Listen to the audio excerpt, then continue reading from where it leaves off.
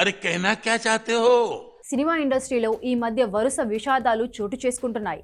నందమూరి కుటుంబంలో సీనియర్ ఎన్టీఆర్ పెద్ద కోడలు పద్మజ కన్ను మూసిన కొన్ని గంటల్లోనే మరొక విషాదకరమైన వార్త బయటకు వచ్చింది. ప్రముఖ బాలీవుడ్ నటుడు అచ్యుత్ పోద్దార్ కన్ను మూశారు. ఆయన వయసు 91 సంవత్సరాలు. కొన్ని రోజులుగా అనారోగ్యంతో బాధపడుతున్న అచ్యుత్ పరిస్థితి విషమించడంతో మృతి చెందారు. ఆమిర్ ఖాన్ హీరోగా నటించిన 3 ఇడియట్స్ చిత్రంలో అరే కెహనా క్యా చాతే హో అనే ఒకే ఒక్క డైలాగ్తో దేశవ్యాప్తంగా గుర్తింపు తెచ్చుకున్నాడు అచ్యుత్ పోద్దార్. अरे कहना क्या चाहते हो? 3 ఇడియట్స్ తర్వాత బాలీవుడ్లో ఈయన పేరు మారుమోగిపోయింది. ఎవరు ఈ పెద్ద ఆయన? ఒకే ఒక డైలాగ్తో ఇంత పాపులర్ ఎలా అయ్యాడు అంటూ ఆయన గురించి చాలామంది సెర్చ్ చేశారు కూడా. ఆ తర్వాత వరుసగా సినిమా అవకాశాలు కూడా వచ్చాయి. 70 ఏళ్లు దాటిన తర్వాత కూడా బాగా బిజీ అయ్యాడు ఈయన. ముంబైలోని థానే సమీపంలో ఉన్న జూపిటర్ ఆసుపత్రిలో చికిత్స పొందుతూ తుది శ్వాస విడిచారు. కుటుంబ సభ్యులు ఆయన మరణానికి గల ఖచ్చితమైన కారణాలను ఇంకా చెప్పలేదు. నటుడుగా ఈయనకు 4 దశాబ్దాలకు పైగా అనుభవం ఉంది.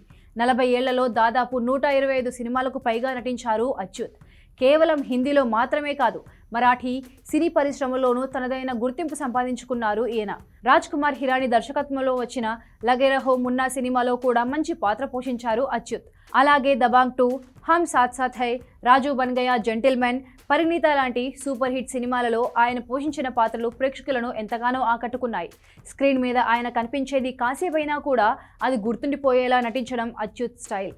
సినిమాలతో పాటు టెలివిజన్ రంగంలోనూ ఆయన విశేష గుర్తింపు పొందారు. భారత్ ఏక్ ఖోజ్, వాగ్లేకి దునియా లాంటి టీవీ సీరియళ్లలో బుల్లితెర ప్రేక్షకులను అలరించాడు. సినీ రంగంలోకి అడుగుపెట్టే ముందు మధ్యప్రదేశ్లోని రేవాలో ప్రొఫెసర్గా పనిచేశారు అచ్యుత్ పోద్దార్. అనంతరం భారత సైన్యంలో కెప్టెన్గా సేవలందించారు. 1967లో ఆర్మీ నుంచి రిటైర్ అయిన తర్వాత ఇండియన్ ఆయిల్ కార్పొరేషన్లో దాదాపు 25 ఏళ్ల పాటు ఎగ్జిక్యూటివ్గా పనిచేశారు. చివరికి 1992లో ఉద్యోగానికి వీడ్కోలు పలికి 44 ఏళ్ల వయసులో నటనపై ఉన్న ఆసక్తితో సినీ రంగంలోకి అడుగుపెట్టారు. అక్కడి నుంచి ఎన్నో కష్టాలు పడి దాదాపు 125కు పైన సినిమాలు చేశారు. ఈయన మృతితో బాలీవుడ్లో విషాద ఛాయలు అలుముకున్నాయి.